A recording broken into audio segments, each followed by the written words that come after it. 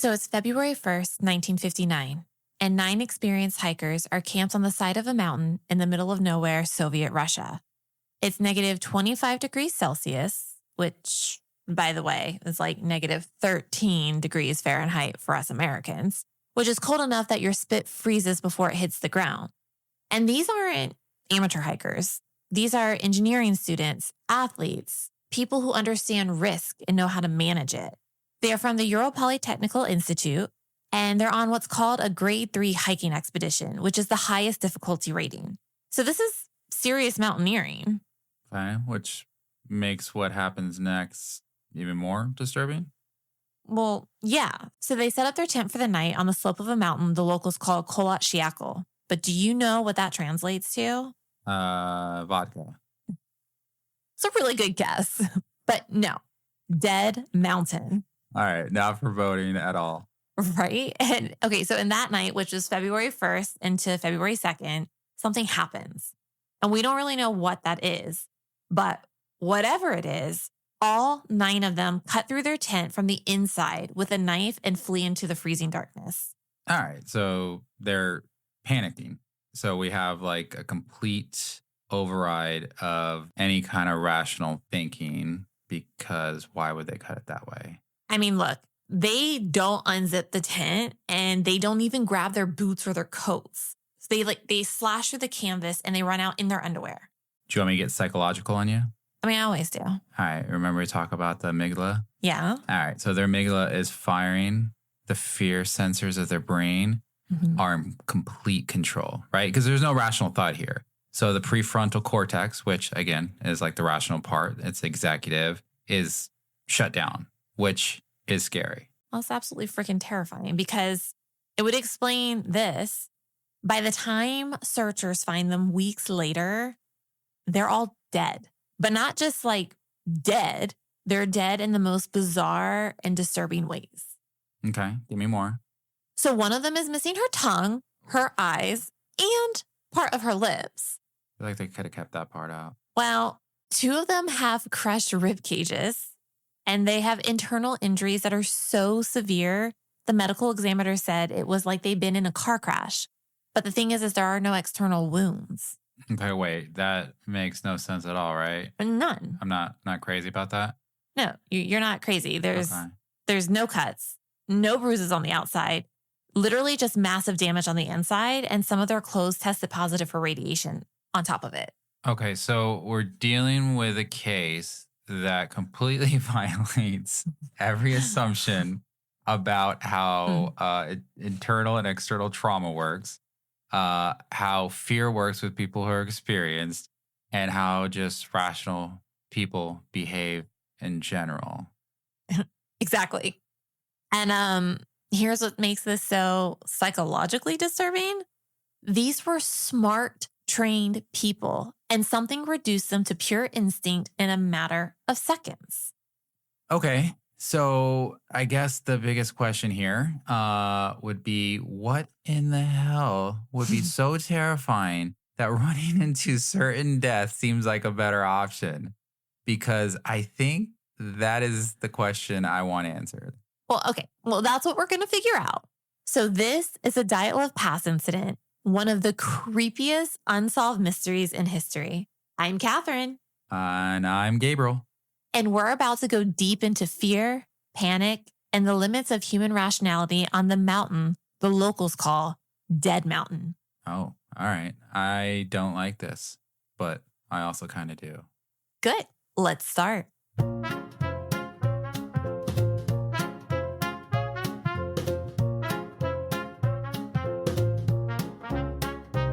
Sneaky footsteps in the night, clues that vanish out of sight.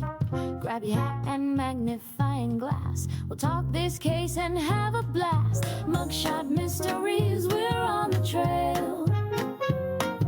Twists and turns that never fail. Laughs and chills, it's quite the show. Who did it? Tune in to know. All right, so let's set the scene. It's January 1959, Soviet Union, and a group of 9 hikers from the Ural Polytechnical Institute decide to tackle a grade 3 winter expedition. And so for context, grade 3 is the most difficult rating.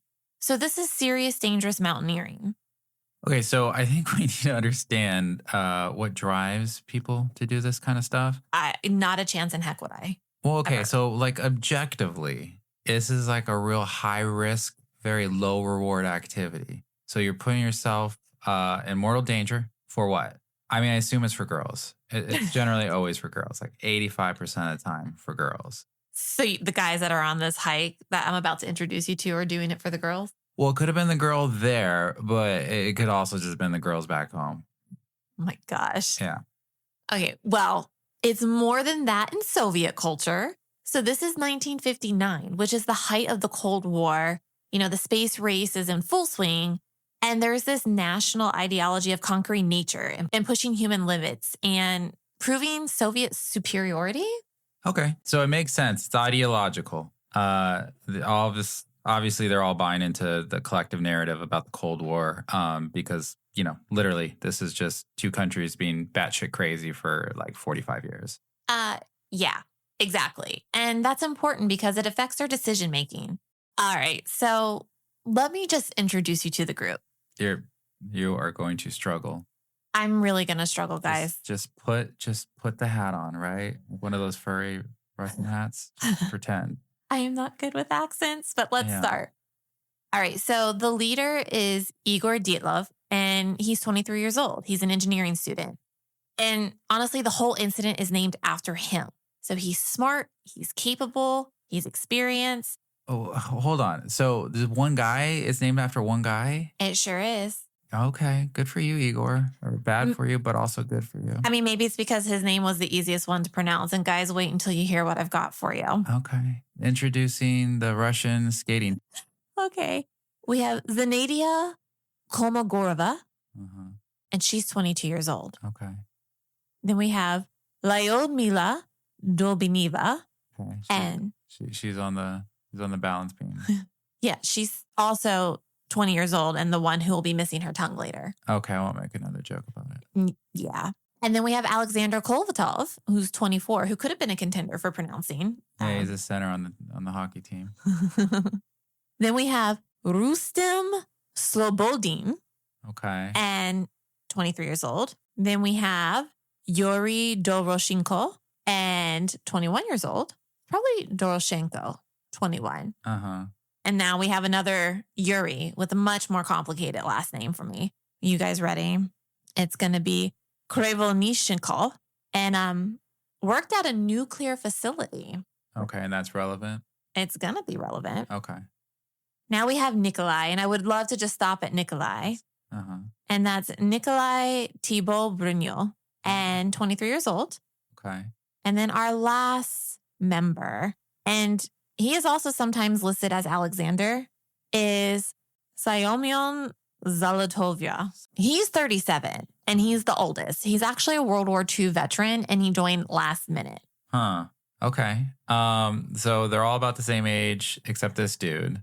So most of them are early 20s. Which, as we know, is the absolute peak of doing dumb things. Absolutely.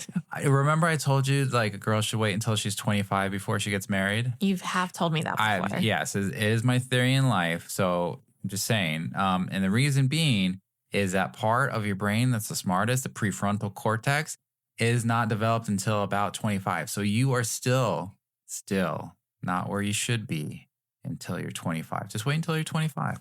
Then you marry whoever you want. He could be 50. It's all good. Guys, he met me when I was 19 and still married me. Anyway, so what you're saying is they're biologically more prone to taking risks. Well, yeah. So you combine that with like that echo chamber of being a group. And then do you want to hear a psychological phenomenon? It's called risky shift. And that's when like just being in a group makes riskier decisions than individuals. So nobody wants to be the one who backs out. So it's like playing a game of chicken constantly. So this would be a great time to tell you that one person did back out. Okay. And it's another Yuri, Yuri Yudin. And Yuri got sick on January 31st and turned back. And so he's actually the only survivor. All right. Well, obviously, that was a good decision. Right? All right. So he's listening to his body. He's prioritizing like survival over this group thing. So that decision right there, the like call your mom, to pick you up thing, that's a lesson about dangers of conformity. Yeah, I would agree. There really are lessons there because the remaining 9 continue into the mountain. And then on February 1st, they reach the slope of Kolmogorova, which, we know is the dead mountain, and they set up camp for the night. They were supposed to reach the Otorta mountain and send a telegram confirming they'd made it and come back. Okay, so how long until the telegram was expected? So they expected it around February 12th, but the thing is it never came. And at first, nobody panicked because delays, they're common. It wasn't until February 20th that the families really started pushing for a search party. Okay, so it's like 3 weeks before anyone starts looking. Oh, Yeah. It's almost 3 weeks. And so then on February 26th, the search party finds the tent. And then that's kind of where everything gets weird. February 26th, 1959. The search party finds the tent on the slope of Kolmogorova, and immediately they know something is very, very wrong. Okay, set the scene. So they find that the tent has been cut open from the inside. Okay, so again, from the inside, which obviously is one of the most important things that I'm hearing about this, because it shows that no one is breaking into this tent. That's someone trying to break out. Exactly. They took a knife and slashed through the canvas, and the tent is still kind of partially standing. It was weighted down by all their gear. So like sleeping bags, extra clothes, boots, food, everything that you would need to actually survive. Okay, so whatever made them leave, it made them abandon literally every piece of survival equipment that they have in for Americans, sub-zero temperatures. Okay, so obviously they're incredibly irrational, which is, number 2. All right. And you know what? They really didn't just walk out calmly because the searchers found footprints leading away from the tent. Some were barefoot, some were socks, and they ran almost a mile down the slope towards a tree line. All right, socks better than nothing. In negative 25-degree weather, that is absolutely a flight response, right? So their amygdala is firing and it just takes over, and you're not thinking, you're just reacting. So there's a fight, there's a flight, there's a freeze, and they obviously chose flight, and they did it very quickly. Yeah, but here's the question. What in the actual heck scared them that badly? Well, obviously that's the mystery, because these people were trained hikers. They obviously understand. I understand hypothermia. I do. I understand what pneumonia is. So whatever triggered these people has completely overridden every year of experience and training they have. That's just like wild to me to think, but okay. So the search team follows those footprints. And on February 26th, they find the first of the 2 bodies. Well, they find the first of the bodies. Uh-oh. And it's the Yuris. Both Yuris. They're under a cedar tree and about 1.5 kilometers from the tent. Okay, so what condition and how do they find them? Well, dead. Obviously. Frozen, both in their underwear and barefoot. And there's a small fire near them. They tried to build it to stay warm, but it didn't work. And they did die of hypothermia. Okay, so at some point, they realize that they should probably try something, right? Mm-hmm. So they're building a fire. That's actually rational, right? They're like doing a goal-directed activity. So at some point, whatever made them freak out and leave is gone. And they think, okay, we do need to get warm. Right. But hold on, there's something else. The branches on the cedar tree were broken at heights that were up to 5 meters high. And that's 16 feet. So someone climbed the tree, right? To see what was going on? Yeah. Probably. In the middle of the night in freezing cold. And they climbed high enough to break branches naked. 16 feet up. Yep, naked, fundamentally. Okay. So they're obviously looking for something, or they're watching for something. Because obviously you don't just decide to climb a tree. No, you don't. And the running theory on that is that they were trying to see back to the tent. Like they were checking if it was safe to return. Okay, which is freaky because they're literally like, let's see if what made us run out here is still there. So even after fleeing, they're freezing literally to death and they're still afraid to go back. And you're climbing 15 feet in the air on a wet, cold tree. 16. Like, let's give them that extra foot. So like, yeah, gotta give guys everything they got. So no, that's actually terrifying because I'm just imagining these guys freezing to death and they're just like, we're not running back yet. Like, we need to know what was going on back there. If it's still there and there is no way in hell we are going back until we know for sure. Exactly. It is terrifying because we don't know what that something was. So, okay, now it's February 27th. It's the next day and they find 3 more bodies. We've got Igor, Zinaida, and Rustem, and they're found at intervals between the cedar tree and the tent. Okay, so they're trying to return too. Yeah, they were trying to return, and you can track their deaths by distance, which is morbid, but they collapse one by one as the hypothermia set in. So again, that's like the tragic thing about this. At some point, they become rational again, and they go, "Oh, we made a big mistake. We really need to get back to the tent." But at this point in time, it's too late. And it probably didn't take a lot of time for this to be too late. Yeah, no. Slobodin had a small skull fracture, but it wasn't severe enough to kill him. So it was probably from a fall. Which makes sense. You have hypothermia, and obviously it's not going to make you coordinated. Your balance is going to be messed up. So he could have just fell, right? Well, yeah, it would make sense. Like, you're just shivering, you're disoriented. And so he falls. And so at this point, 5 bodies have now been found. And if the story ended there, it would be sad, but somewhat explainable. Bad decision and panic, hypothermia, tragedy. Okay, but obviously it does not end there. No, the story does not end there because the search is called off due to weather. And they don't find the last 4 bodies until May 4th. And if you're doing the math, guys, that's more than 3 months later. Don't do a Star Wars joke. Don't do. So where did they find them? Oh, it's not funny. They're in a ravine about 75 meters from the cedar tree, buried under 4 meters of snow. Okay. And well, this is where it gets disturbing. The last 4 bodies of Lyudmila, Semyon, Nikolai, and Alexander, well, these 4 are not like the others. Okay, do tell. Well, let's start with Lyudmila. She's 22 years old. And when they find her, she's missing her tongue, both eyes, and part of her lips.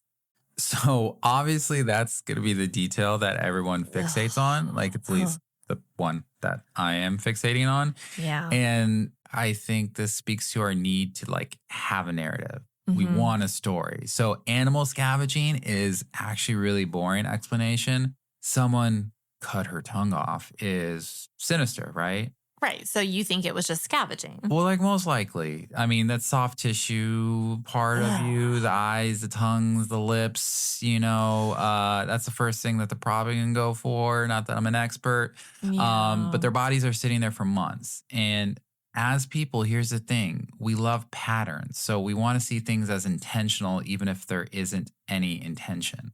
Because intentionality means there's someone to blame. Well, exactly. So we need a villain. We always need a villain. So just saying that there's random animals, that's not a villain. Okay. But here's the thing. This is where it gets weirder. Dubinina also had massive chest trauma. Multiple ribs were broken. Her heart had hemorrhage. But, and this is critical, no external wounds. 0, none, zilch. Okay. So more. Wait, what happened? Literally no cuts, no bruises on the outside, just catastrophic internal damage. Okay, so again, I'm not a doctor, but that doesn't seem like that's how anything works. Well, the medical examiner said that the force required was comparable to a car crash. And she's not the only one. Zolotaryov, the World War II vet, also had massive chest trauma, multiple broken ribs, internal bleeding, no external wounds. So this is starting to sound like a riddle. You know what I mean? Because we're looking at extremely gruesome internal injuries and there's literally no outside external cause.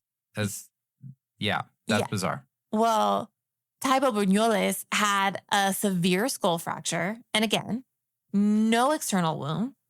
Kolevatov had the least severe injuries, but his neck was deformed. Okay, so if like forensic people are looking at this, right? Mm-hmm.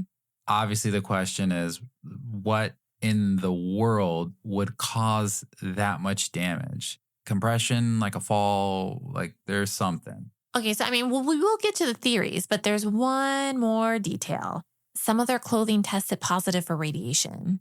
Okay, so how far was Chernobyl from them?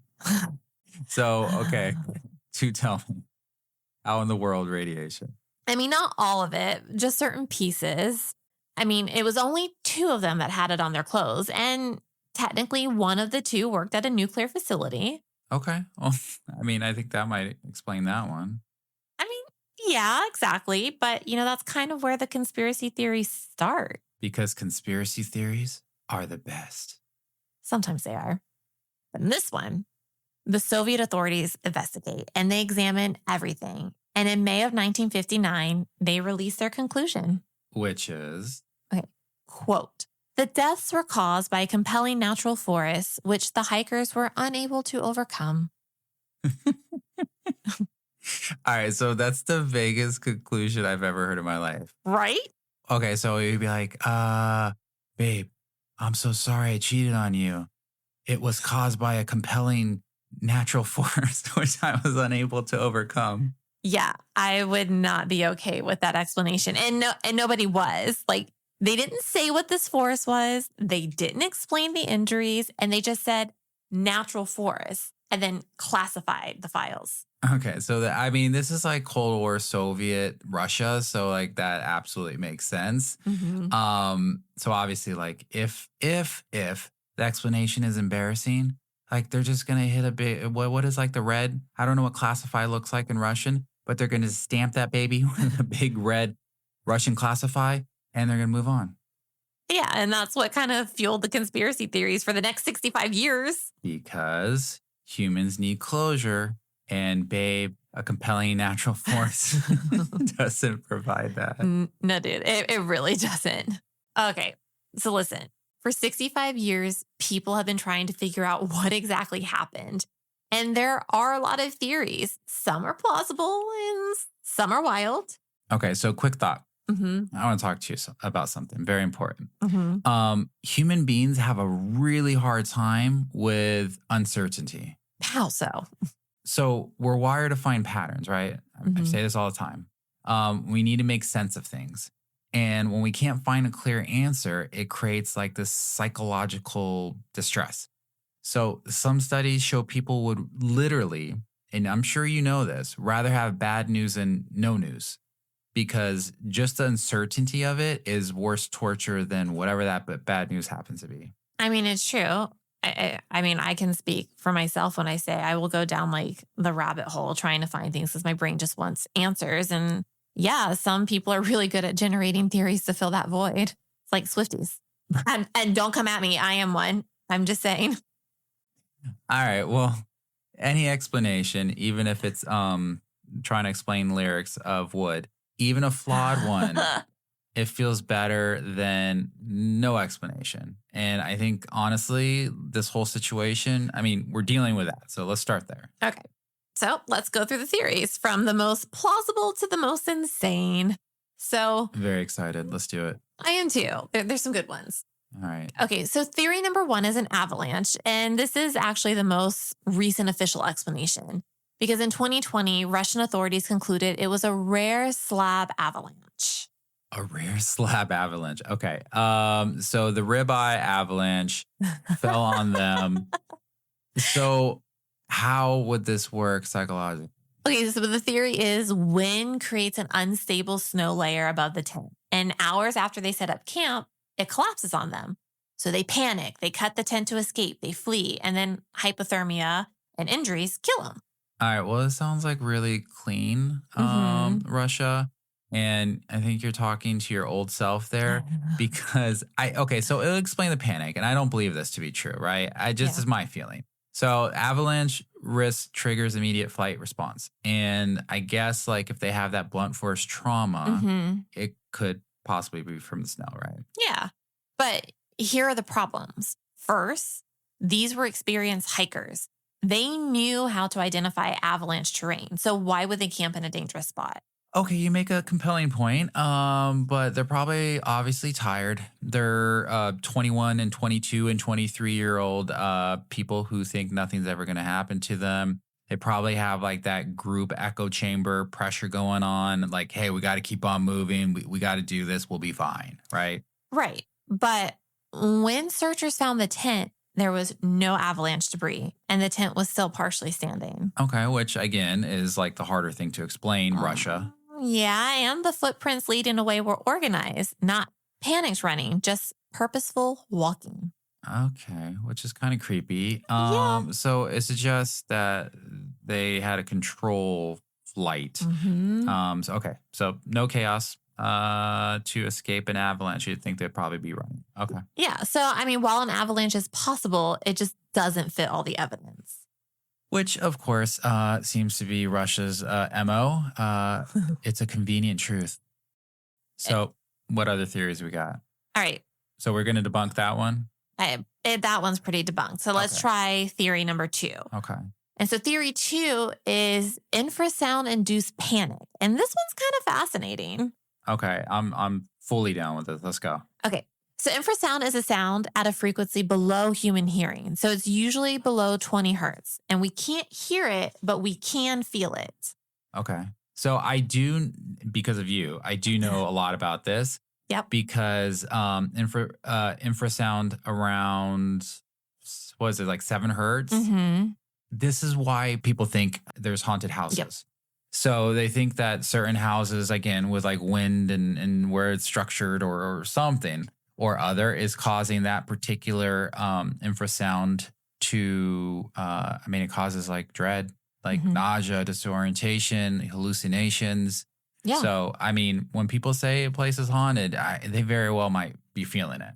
Hey, that's why ghost hunters, that was like one of the first things that they would check was what was the infrasound in the house, because if it was at that level, they would debunk the haunting. Okay. Yeah. So when she really watches all these shows, I would be like, okay, come on, this is crap. And she'd be like, no, let me explain to you why they're different than the other ones. Okay. They are. Yeah, they're Come scientific. at me, bro. All right. Anyway, so the theory is strong winds over the mountain create infrasound, and the hikers are exposed to it in their tent, and it causes overwhelming terror. Okay, so it is definitely plausible. I like this one. I honestly, this is like maybe my number one right now. Because from like a neurological standpoint, it absolutely can work. And you know why it works? Why is that? So it messes with like your inner ear balance. So like immediately you get like that weird spatial disorientation, and obviously it's going to trigger some sort of panic response because it's like getting vertigo. Well, yeah. And then it kind of raises this philosophical question of, if your brain perceives a threat, is the threat real? So like subjectively, yes. Objectively, no. And that's like what's scary about it, because your brain is telling you absolutely. And obviously, if you were videotaping these people, you might just see them running from nothing. Yeah. So it's like the infrasound explains the panic, but it doesn't explain the injuries. Okay, so no, it does not. But it explains why they left the tent. Obviously, it does not explain why people's ribs were crushed and skulls were fractured and bones were broken without any sort of trauma to external parts of their body. Yeah, so it's a part of the puzzle, but it's not the whole picture. I will agree with that.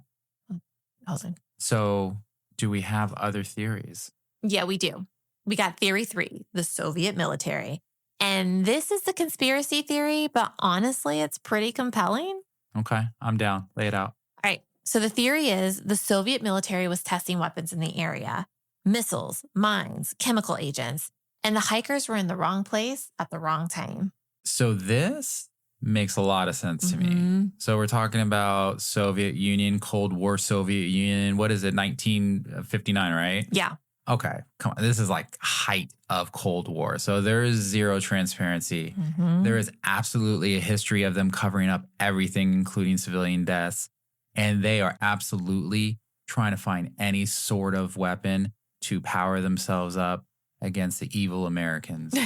And they're in those mountains. So the chest injuries, which crushed ribs with no external wounds, just to remind you, that could be from a shock wave. So like if a bomb exploded nearby, the pressure wave can cause massive internal damage. Again, I'm not an expert, but I've seen plenty of those videos showing shock waves. And I do think that is absolutely something that could have happened.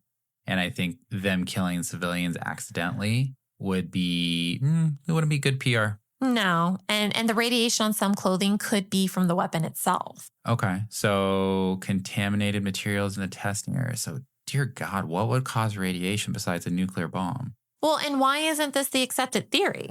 I mean, there's no physical evidence, right?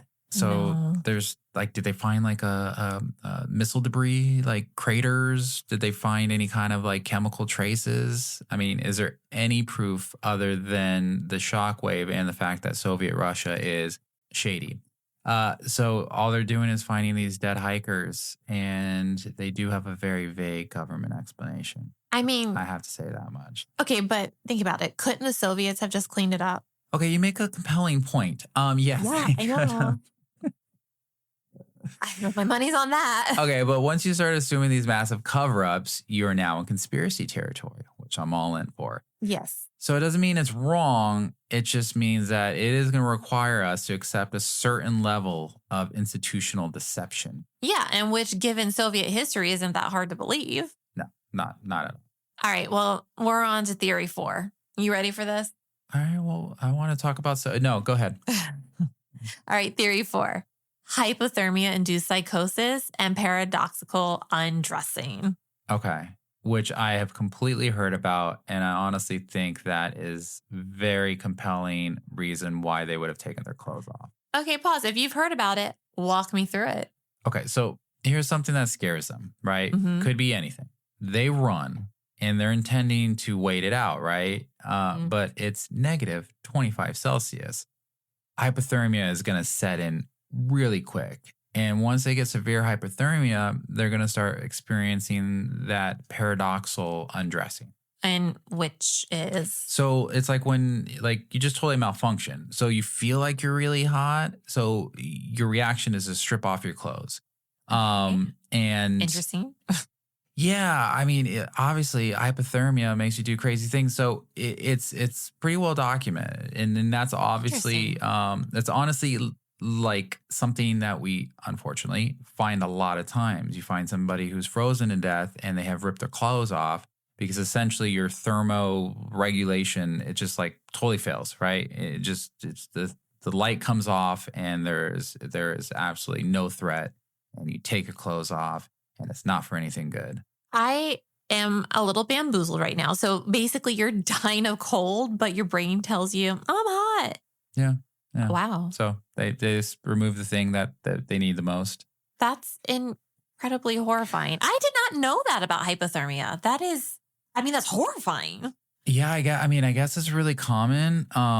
But your brain just betrays you all the time. You know what I mean? Like, Yeah. you're like, I need you the most, brain. Yeah. And all of a sudden you're ripping your clothes off when you're freezing to death. And I'm not quite sure how that became something that evolutionary trait. I don't know how that has ever helped anybody, but it also doesn't explain a lot of other things, right? No, because does it explain the injuries?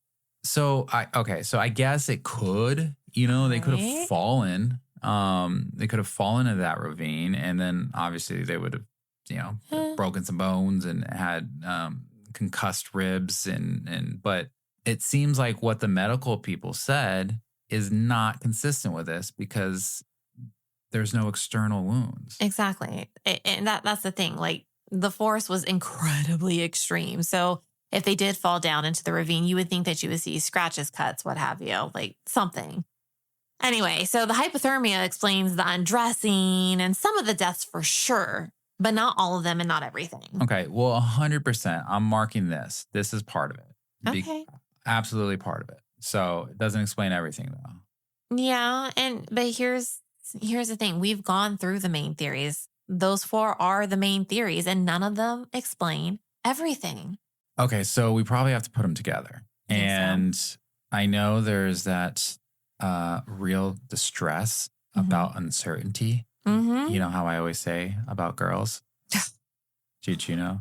He has a theory. Do you guys want the theory? Yeah, I don't know that you know this theory. You could have 99.9% of the answer. You have 99.9% right, but you need the confession. Oh, ladies and gentlemen, I have heard this from him before. So what do you think happened? I think multiple factors compounded this disaster. All right. Well, walk me through your theory. I need that 1%. You want my theory? All right. You ready? I'm ready. You ready? Okay. So they're all sitting there. They're laying down. They're cozy. Something happens. Could have been that infrared sound, right? The wind blowing through the trees. Could have been a noise that they misinterpret. Could have even been something they saw in the distance, like lights from military activity. Aliens. Could have been floating orbs. We don't know, right? We honestly don't know. So whatever it is, it triggers the most primitive part of their brain, right? So their amygdala is firing. Now, here's where, like, I would imagine the group dynamic matters. So you know how this goes. One person panics, another picks it up. It's contagious. There's something called emotional contagion. So it's like fear spreads through a group. They're not thinking individually anymore. They're just like this one collective organism in flight mode. So like when you saw everybody running when you worked at the grocery store? Well, if somebody's running, you're just going to start running. Because why not? They're running from something. You just assume that it's something. So, like, you know, do you want to figure it out? I mean, in that case, I'm glad you started running. There was something going on. Okay, well, now I feel like I have to tell the quick story. You do. All right. So when I was younger, I worked in a bakery at Albertsons. This is a grocery store for whom ever is listening to this that is not in Southern California. It's just a general, normal American grocery store. I work in the bakery department, which is in the back. I see 2 of the baggers that work there. Now, baggers meaning that they put the food into the bags.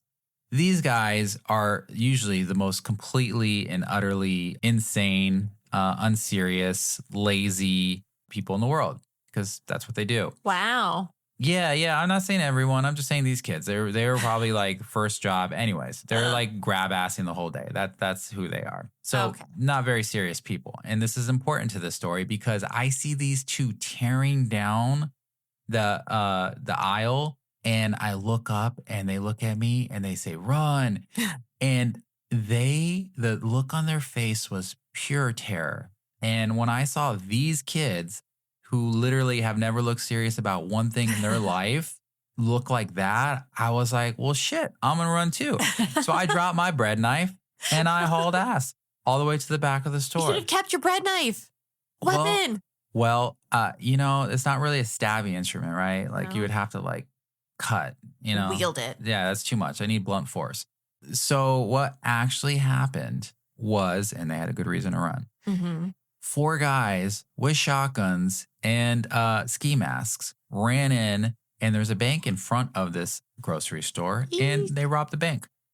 So, yeah, that's what happened. So emotional contagion. Oh, yeah. I didn't need. Saved you that day. I did not need. Well, I mean, I would have been fine, right? They didn't. You don't know. I mean, in that case, you know now, but in that moment, you didn't know. Well, they could have saw me and been like, "You're the hostage," and I'd be like, "All right, like let's go."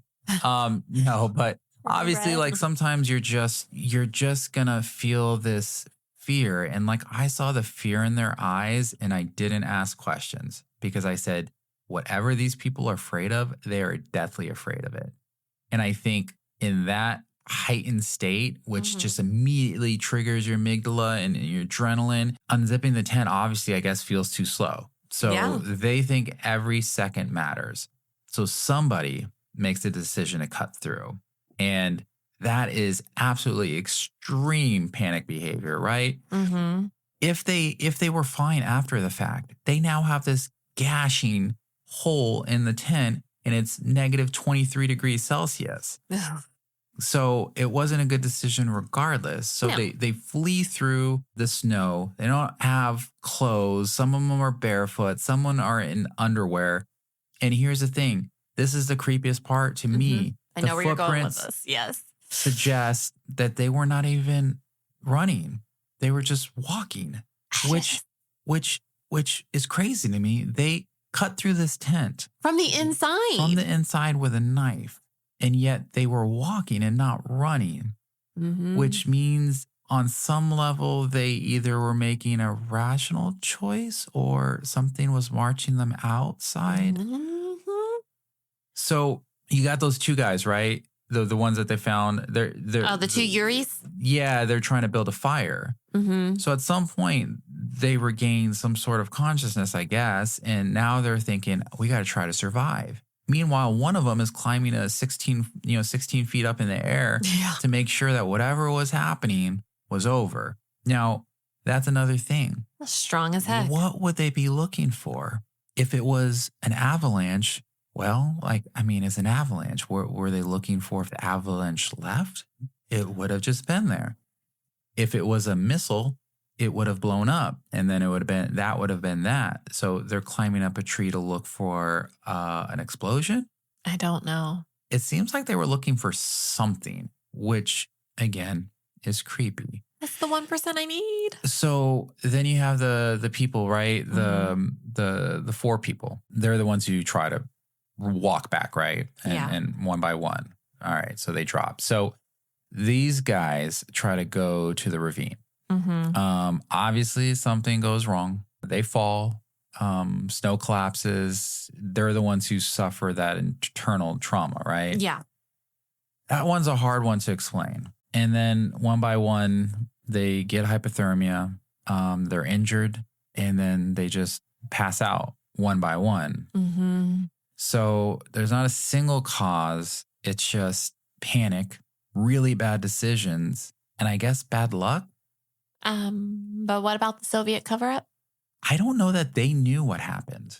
Really? I don't know that they would. Because if it wasn't a Soviet military action, then it probably was as mysterious to them as it is to us today. So I think they were covering the context, but not the actual crime of what happened. So again, even if it's military testing, didn't directly kill them. I mean, just having civilians die near weapon sites would be bad. Just having civilians die for some crazy unknown reason is not good for optics. So what do? They take that red stamp that the Russian classify, and they call it natural force and move on. Case closed. Okay, well, what about the radiation?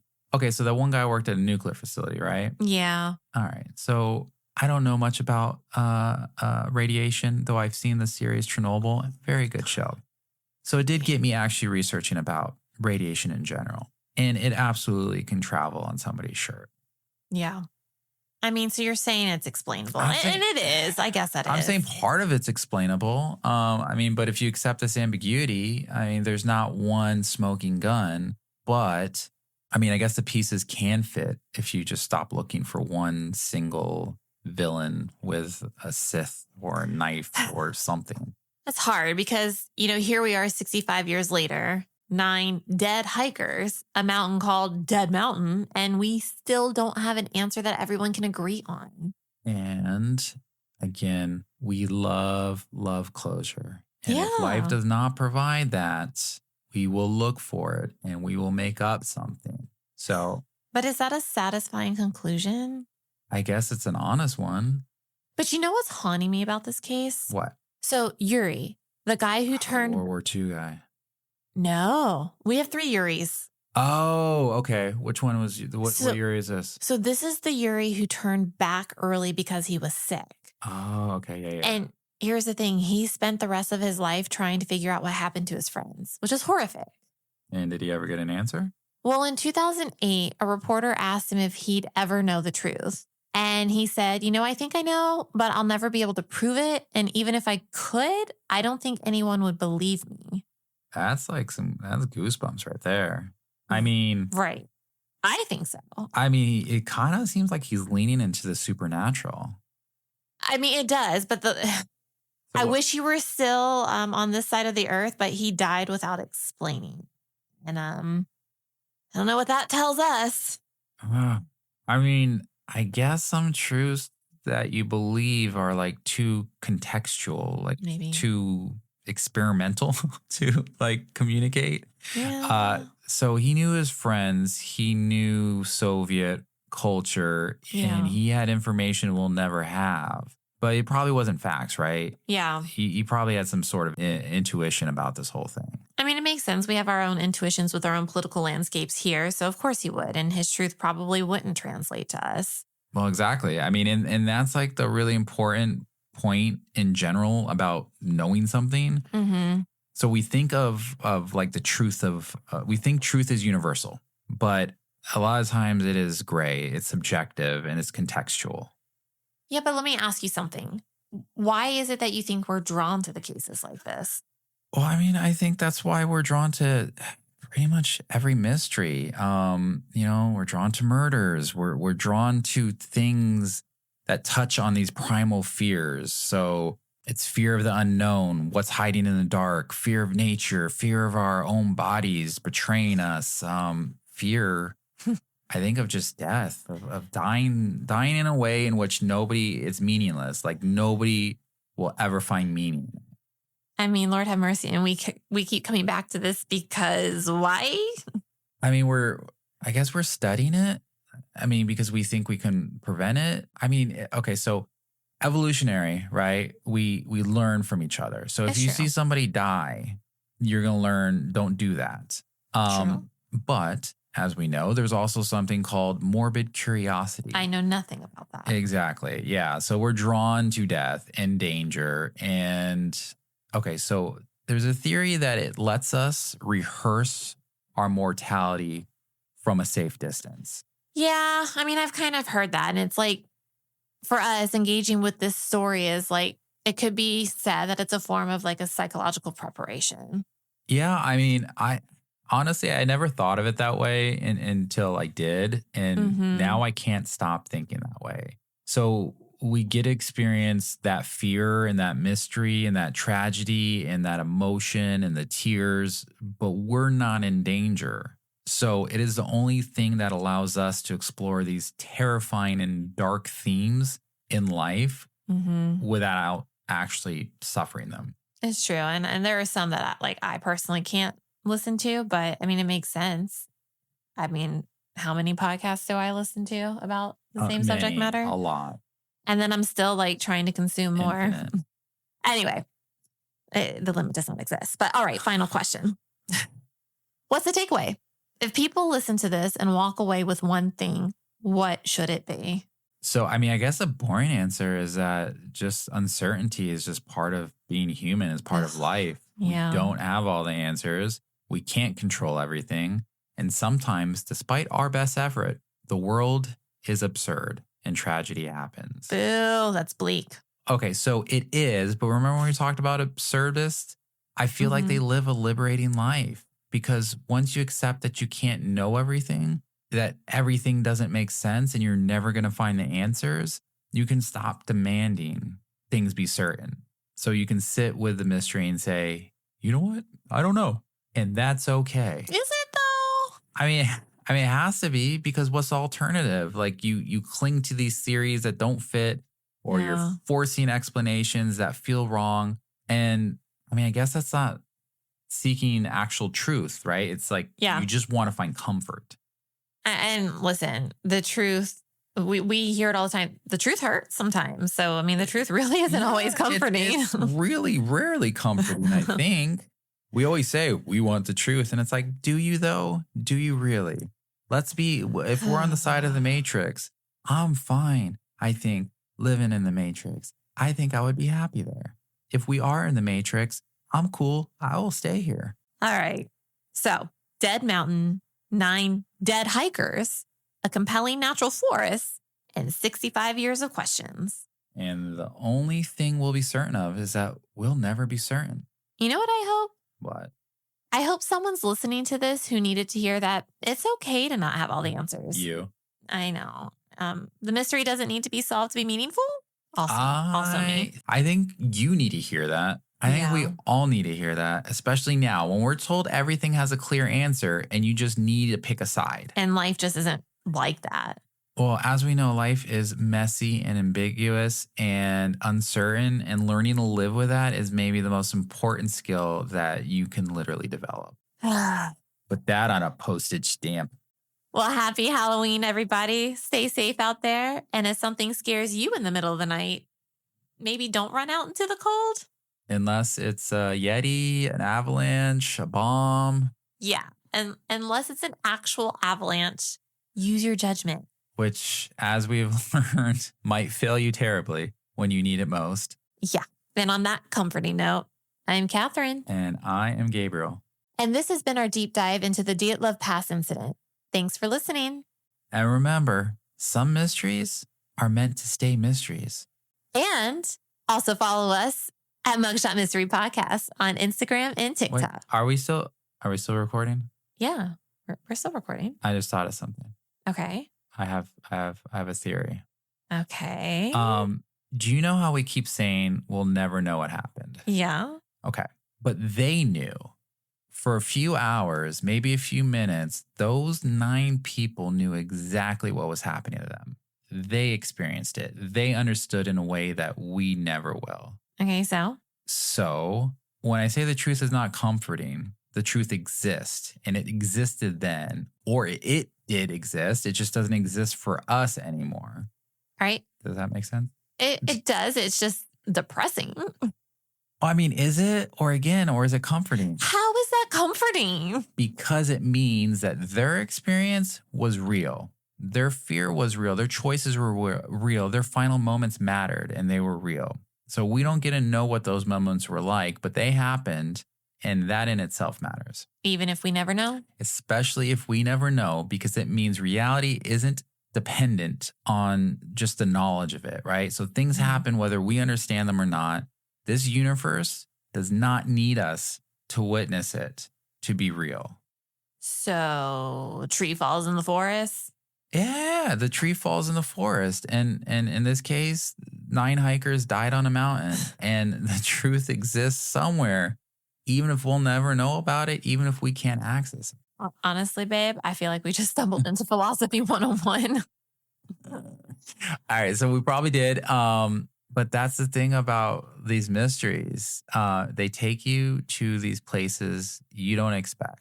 So you start with what happened on a mountain in 1959, and you end up with what is the nature of truth and knowledge, because those connect. And we still don't have an answer. No, we still don't have an answer, but there probably is an answer, right? No, and I hate that.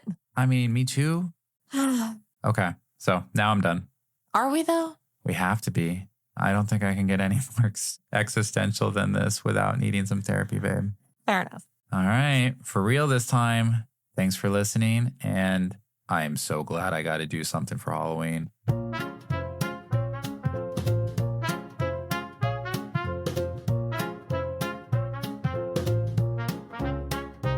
Sneaky footsteps in the night, clues that vanish out of sight. Grab your hat and magnifying glass. We'll talk this case and have a blast. Mugshot mysteries, we're on the trail. Twists and turns that never fail. Laughs and chills, it's quite the show. Who did it? Tune in to know.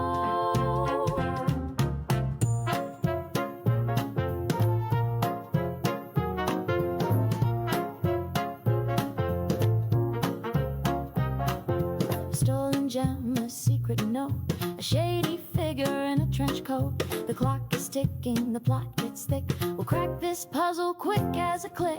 Mugshot mysteries, we're on the trail. Twists and turns that never fail. Laughs and chills, it's quite the show. Who did it? Tune in to know.